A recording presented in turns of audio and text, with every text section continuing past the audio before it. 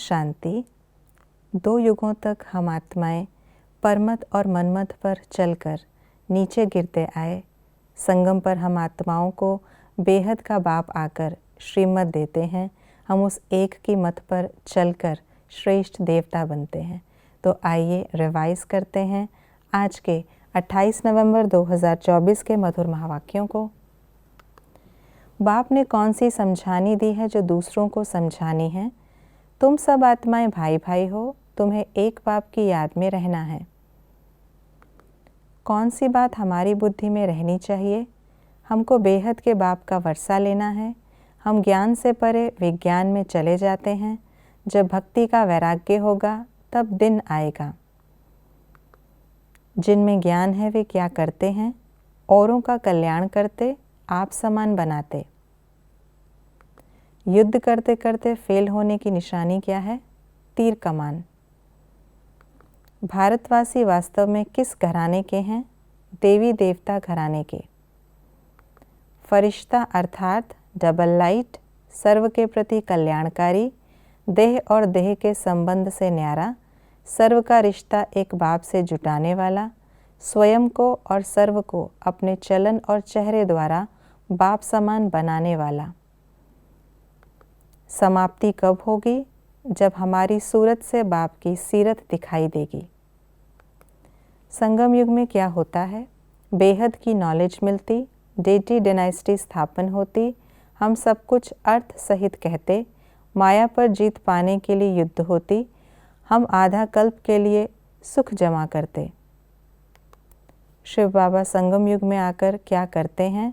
सद्गति देते, पावन बनाते, अपनी पहचान देते, रात को दिन बनाते, नई दुनिया स्थापन करते, सतयुगी राजाई के लिए डायनेस्टी स्थापन करते, स्वदर्शन चक्रधारी बनाते, चक्र का नॉलेज समझाते, देवता घराना स्थापन करते, ब्रह्मा द्वारा हमें अडॉप्ट करते, भविष्य नई दुनिया के लिए ज्ञान देते।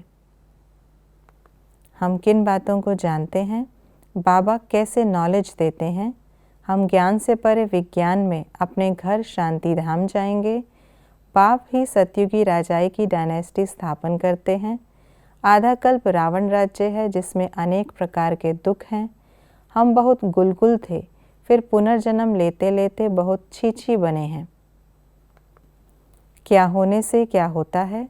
सद्गति होने से बाप को याद नहीं करते, स्वदर्शन चक्र को याद करने से पाप कटते, रावण के चंबे में आने से छीछी बन जाते, ये नॉलेज लेने से हम चक्रवर्ती राजा बनते, इस स्वदर्शन चक्र को जानने से बादशाही पाते।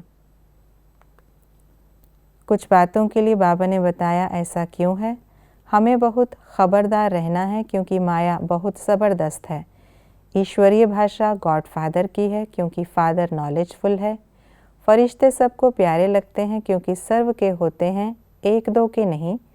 सिर्फ एक बाप को याद करना है क्योंकि उनसे स्वर्ग का वर्षा लेना है। दैवी गुण धारण करने हैं क्योंकि बेहद के बाप से हमको वर्षा मिलता है। भारतवासी अपने को हिंदू कहलाते हैं क्योंकि अपने घराने को नहीं जानते। अपने को आत्मा समझ बाप को याद करना है क्योंकि वही पतित पावन है। आज की मुरली के अनुसार कॉन्ट्रास्ट की बातें इस प्रकार हैं। ज्ञान है दिन, भक्ति है रात, सुख माना राम, दुख माना रावण। उनका है हद का वैराग्य, हमारा है बेहद का वैराग्य। रावण राज्य में दुख ही दुख है, नई दुनिया में सुख ही सुख है। हमारा याद का चक्र अहिंसक है, अज्ञानी मनुष्यों का चक्र हिंसक है। अभी आसुरी गुणों वाले मनुष्य हैं, सतयुग में दैवी गुणों वाले मनुष्य थे। हमारे सुख का अंदाज जास्ती है, बाकी सबके दुख का अंदाज जास्ती है। हमें किन बातों की धारणा करनी है?